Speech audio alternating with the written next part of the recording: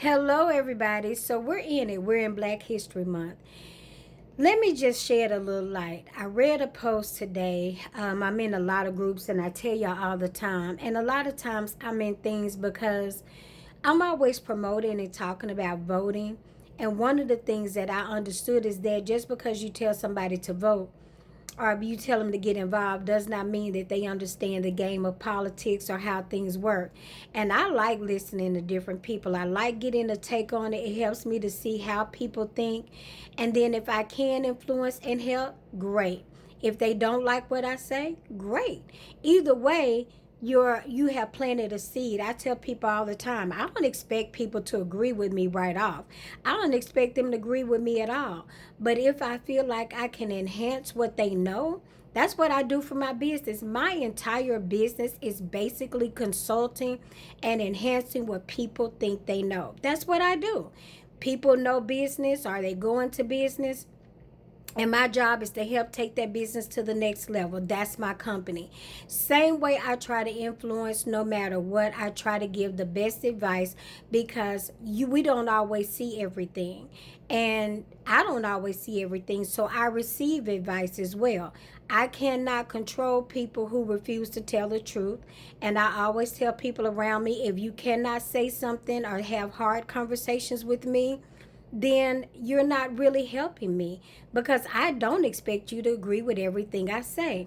Having laid that foundation, the post was about hating slave movies and how we as black people come from royalty. And I totally agree with that. I don't think that you should show one side of anything. But what I do understand is that we don't really understand royalty. We don't understand being in leadership as much as we think we do. We think and look at leadership as putting down or getting revenge sometimes, or if a person in leadership does not come out and say, this is all things black, we don't see it. There are so many people who are critical of the Obama saying they didn't really help black people. How do you think they did not? Now, their presence as a whole put the nation on blast. A lot of people were scared. A lot of people were terrified that, oh my gosh, what is this black man gonna do? So you did find some people who were hypersensitive, and in areas they were trying to put their foot on their neck and close opportunities to some of the others, to some of the rest of us, the ordinary black people who were not in at a high position, but they were gonna do that anyway out of fear. But a program for health care for everybody. Do you know how many presidents tried to do that before and failed? Literally offering us health care was one of the best things that you could do. I don't know about a lot of you, but a lot of times I have, as an entrepreneur and working, I have had to take contract jobs because the jobs that really offer a lot of benefits, they were not paying any money and they were not looking for people who look like me. So while I may have wanted those jobs, they were not available to me. So I didn't have that option. So having health care back then, having the opportunity, that would have been great for me. It's great for me now. It's great for you as an entrepreneur. A lot of us as black people have to have a side hustle because we're not making what they pay the same counterpart who does not look like us. They're not. So in doing so, it makes it where now I can take a job that makes money and still have access to health care. How does that not benefit? Or other programs that the Obamas were part of, especially Michelle Obama with the veterans. Do you know how many black veterans they already have been overlooked for years? So her taking that fight on shed a light on a lot of people who were not getting benefits. Just because it doesn't say black doesn't mean you don't benefit from it. Just because it's not just handed to you does not mean you do not now have an opportunity. Look at the DEI and all of the things now that are being stripped. So when you didn't appreciate and understand before, now you see that it's not there. In the same context with the people talking about they hate the slave movie, like I posted in there, that's because you're looking at it with the wrong eyes. A slave movie does not mean that that's all black people see themselves as. A slave movie, if you really watch it and you watch how, no matter how, to me, when I look at it, I feel proud as a black person, because no matter how hard they have worked to bring us down, just looking at it means that, oh my gosh, look at where we are now. And look how far we had to go. And look how much our ancestors did with less knowledge, less power, less money, less education. They did so much.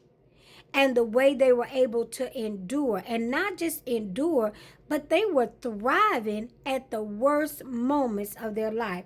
Their bodies may have been physically beaten, but their mind was strong. I see it in a different light. And when you don't understand the pain, it's hard for you to appreciate the promise and the reality that we were royalty. And then somehow, for whatever reason, we tend to get stuck and say, oh, we're royalty, and we get to a place and we stop. We plateau. And while we're at a plateau, evil is always cunning. Look at Roe versus Wade. As a people, we thought we had finally, as women, we thought we had finally put that to bed, that our bodies are our bodies. And there was evil planned and plotting for years to get that overturned. Once it was overturned, they came out and said, we've been working on this for years behind the scene. That's the difference. There is no such place as I have arrived and I can stop. A fight will always be a fight. We were not included when the Constitution was being eradicated, being formed, or anything. So the amendment that brings us in, the Civil Rights Amendment, always has to be revisited. So we can never get comfortable, black people, in like, oh yeah, we've arrived. But the minute that we do, and all we want to see is good images about us, and let's just say that what we consider good, what everybody considers good, is not always good. It depends on how you look at it. I don't mind seeing rappers and doctors and stuff all on the same TV, because for me, I like the diversity. I like that, okay, every black person is not going to be educated and a doctor or a nurse or a lawyer, although we need all of those.